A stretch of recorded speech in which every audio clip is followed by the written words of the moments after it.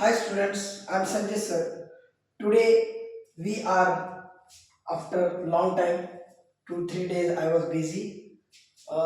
Now as we have discussed earlier in that last video, so we are going to learn. We are going to see how the sentence works and how we can construct the sentences. आपण पाहूया की वाक्य कसं बनवता येते ते आणि वाक्य बनवत असताना to be to have to do याचा वापर कसा करायचा का ग्रॅमॅटिकल स्ट्रक्चरमध्ये अडकून राहायचं का सूत्रांच्या जंजाळात अडकून राहायचं हे बघायचं आपल्याला. तर टू बी मध्ये आपण प्रेझेंट पास्ट फ्युचरमध्ये वाक्य बनवताना कसं बनवायचं कारण की ग्रामर एक असा पार्ट आहे. ग्रामर सोबतच आपल्याला वाक्य बनवायला शिकणे ही एक महत्त्वाची गोष्ट आहे. कारण की सगळेजण समजतात ग्रामर शिकणे म्हणजेच वाक्य बनवणे.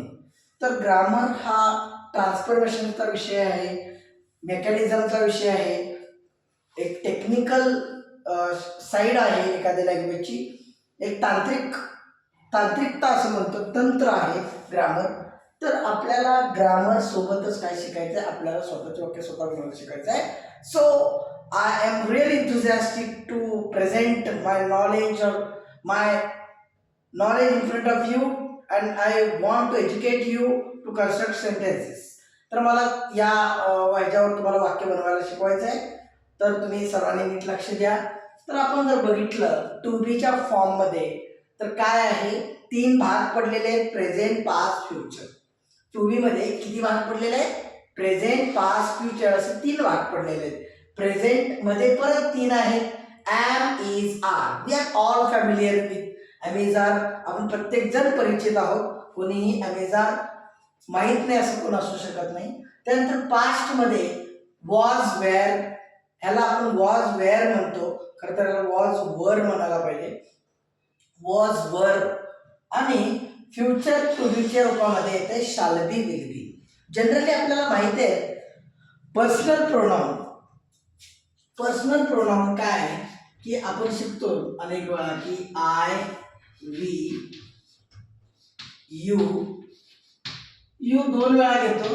खरं तर आपल्या मराठीमध्ये सन्मान देण्याची प्रथा आहे.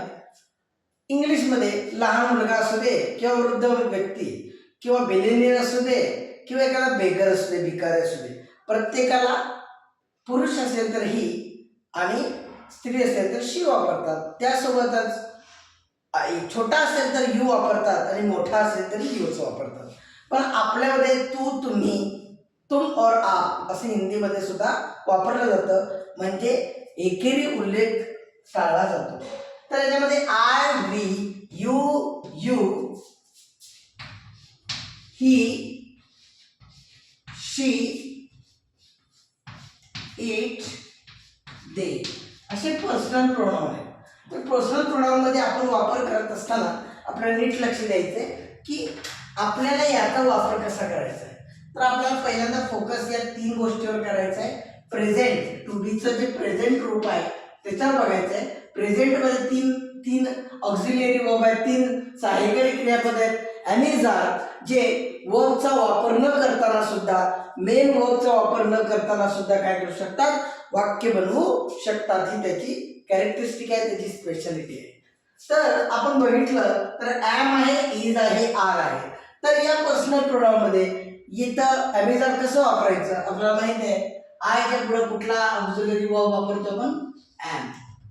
त्यानंतर वीच्या पुढे कुठला ऑक्झिलरी वर्ब वापरतो, आर. त्यानंतर यूच्या पुढे कुठला ऑक्झिलरी वर्ब वापरतो, आर. इथे सुद्धा आरच आहे. त्यानंतर इथे वापरतो आपण इज, इथं वापरतो इज, इथं वापरतो इज. म्हणजे हा एक ग्रुप आहे, त्याला मी हसत बोलतो 3 डेट्स.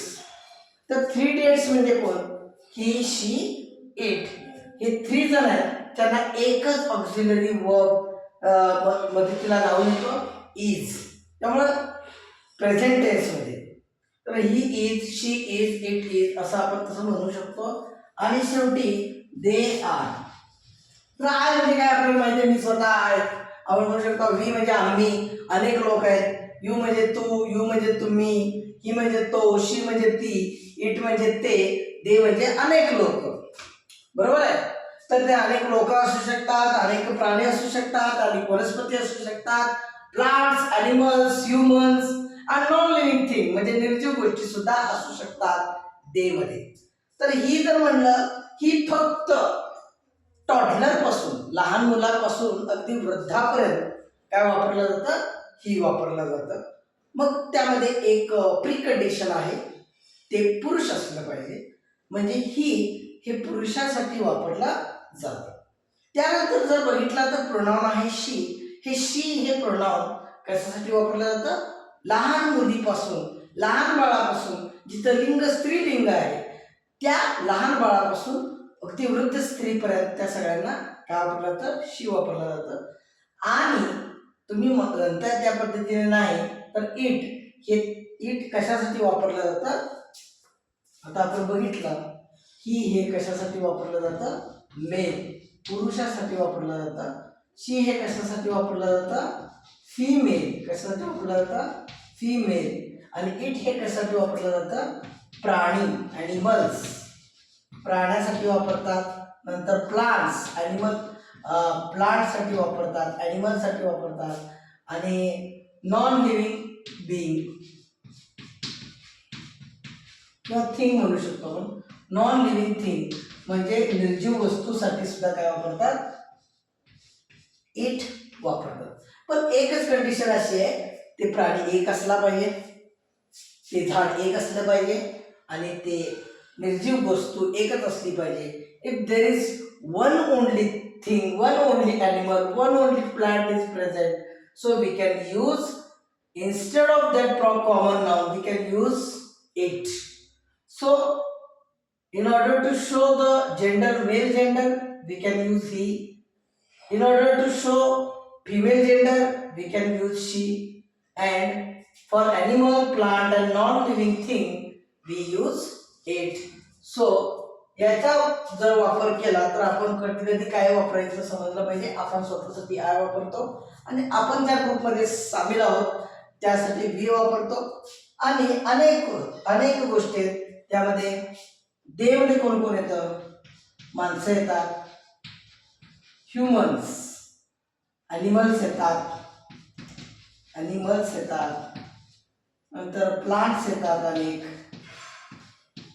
प्लांट्स येतात आणि नॉन लिव्हिंग थिंग्स येतात. नॉन लिव्हिंग थिंग्स, अनेक निर्जीव वस्तू सुद्धा येतात. तर आपण म्हणताना म्हणायचं आहे, कसं म्हणायचं आहे ते सांगितलं. I am, we are, you are, you are, he is, she is, it is, they are. तर आपण वाक्य बघणार आहोत. ज्यांना पाहिजे असेल त्यांनी कॅप्चर करून घेऊ शकतात, कारण की आपल्याला अनेक गोष्टी बघायच्या त्याच्यामध्ये. आयचा वापर कसा करायचा आहे त्याचे परत 4 रूपामध्ये बघायचं आहे. ॲसर्टिव्ह म्हणजे त्याला ॲफर्मेटिव्ह म्हणतो, निगेटिव्ह ॲफर्मेटिव्ह, त्याच्यामध्ये इंटरोगेटिव्ह आणि निगेटिव्ह इंटरोगेटिव्ह, ते पण वाक्य बघायचे. वर्ब, मेन वर्ब नसताना कसं आपण ॲमिजारचा उपयोग करून वाक्य बनवू शकतो हे आपल्याला बघायचं आहे. ओके, आपण पुढे जाऊया. कधी कुठं काय वापरायचं आहे ते तुम्हाला समजलं असेल. ही कोणासाठी वापरतो, हा येस, मेल, पुरुषासाठी वापरतो. शी फिमेल, बरोबर आहे. इट कोणासाठी वापरतो, इट कशासाठी वापरतो, प्राणी असतील. एखादा गाढव आहे तर काय वापरतो, इट वापरतो. एखादं डुक्कर आहे, इट वापरतो. एखादं कुत्रा आहे, इट वापरतो. नंतर एखादं झाड आहे, इट वापरतो. एखादं वनस्पती आहे, प्लांट आहे, तुळस आहे, त्या सगळ्यासाठी इट वापरतो. आणि नॉन लिव्हिंग थिंग म्हणजे निर्जीव वस्तूसाठी टेबल आहे, कॉम्प्युटर आहे, प्रिंटर आहे, बॉटल आहे, गाडी आहे, कोणत्या पण गोष्टीसाठी जे निर्जीव गोष्ट आहे, ब्लॅकबोर्ड आहे, ग्रीन बोर्ड आहे, याच्यासाठी आपण काय वापरतो, इट. म्हणजे समजलं असेल, प्राण्यासाठी, वनस्पतीसाठी आणि निर्जीव गोष्टीसाठी आपण काय वापरतो, इट वापरतो. मेलसाठी ही, फिमेलसाठी शी. आणि दे हे अनेक गोष्टीसाठी वापरलं जातं. जसं की दे अनेक माणसं आहेत, अनेक प्राणी आहेत, अनेक वनस्पती आहेत आणि अनेक निर्जीव गोष्टी आहेत. या सगळ्यासाठी देचा वापर केला जातो. तुमचे काही प्रश्न असतील तर कमेंट सेक्शनमध्ये टाकू शकता, कारण की मी माझा प्रयत्न केलेला आहे. I have done my part, I have played my part. Then हे एक महत्त्वाचं आहे. छोट्या छोट्या गोष्टी मला जरी ते वाटत नसल्या तरी त्या प्रत्येक विद्यार्थ्यासाठी महत्त्वाचं आहे, जे जे स्ट्रगल करतात इंग्लिश शिकण्यासाठी. आणि सगळ्यात महत्त्वाचा इंग्लिशचा जो फोबिया आहे, भीती आहे, ते आपल्याला काढून टाकणे गरजेचं आहे. म्हणून आपण अगदी इनिशियल स्टेजपासून सुरू करत आहोत.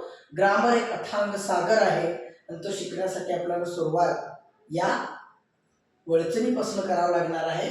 त्यासाठी आम्हाला समजून घ्यायचं आहे की आता या व्हिडिओमध्ये आपण टू बीचे 3 रूपं बघितलेले आहेत: प्रेझेंट, पास्ट, फ्युचर. प्रेझेंटमध्ये ॲमेझॉन, पास्टमध्ये वॉज वेअर आणि फ्युचरमध्ये शाल बी, विल बी. आणि त्याचा वापर कसा करायचा आपण बघत आहोत. त्यानंतर त्याला आपण रफ करूया.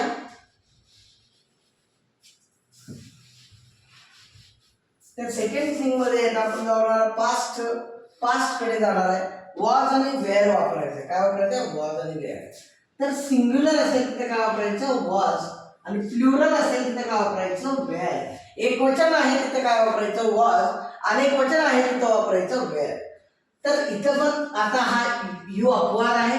हा एकवचनी असून सुद्धा इथे काय वापरतात? वेअर. आणि इथं पण वापरायचं वेअर.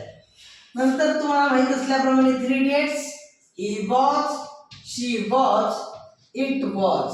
या तिघांना मागच्या याच्यामध्ये इज लागलं होतं. आता सगळ्यांना वॉज वापरायचंय आणि शेवटी वापरायचं दे वेअर. काय वापरायचं? They were. ओके. तर हे एक आहे त्याच्या माध्यमातून. आणि त्याच्या माध्यमातून हे तुम्हाला माहितच आहे कसं काय काय वापरायचं, कुठं काय काय वापरायचं सांगितलेलंच आहे. Okay. I was, we were, you were, you were, he was, she was, it was, they were. म्हणजे याच्या माध्यमातून आपण म्हणतो आय वॉज म्हणजे मी होतो, वी वर म्हणजे आम्ही होतो, यू वेअर म्हणजे तू होतास, यू वेअर म्हणजे तुम्ही होता, ही वॉज म्हणजे तो होता, शी वॉज ती होती, ते होते आणि ते सगळेजण होते. या पद्धतीनं जास्त काही मराठीमध्ये जास्त बोलण्याची गरज नाही आहे. आपल्याला इंग्लिशमधूनच इंग्लिश शिकायचे आहे. So English cannot be learn by using mother tongue. Mother tongue helps us, but it is very difficult to think simultaneously in Marathi as well as in English. English आणि मराठीतून बोलायचं असेल, दोन्ही मिक्स विचार करून बोलायचं असेल, आपल्या विचारात मराठी आहे आणि जिभेवर इंग्लिश आहे असं होऊ शकत नाही. आपल्या डोक्यात पण इंग्लिश पाहिजे, आपल्या ओठात पण इंग्लिश पाहिजे, जेणेकरून आपण काय करू शकतो? इंग्लिश लवकरात लवकर बोलू शकतो. So I am requesting you all, attend all the lectures and don't skip any video. See full video. It is free of cost for all of you, all of my students. So this is only initial stage I am going to teach you, and furthermore I am going to teach you very genuine secrets of English language. That's why be attended and subscribe our video and like, share and keep pressing bell icon and share this video in all students. त्यामुळे सगळ्यांमध्ये share करा जेणेकरून हा video सगळ्यांमध्ये पोहोचेल आणि आपण याच्या पुढचा व्हिडिओ आपण लवकरच घेऊन येणार आहोत. आणि आजचा व्हिडिओ मनापासून बघितल्याबद्दल धन्यवाद.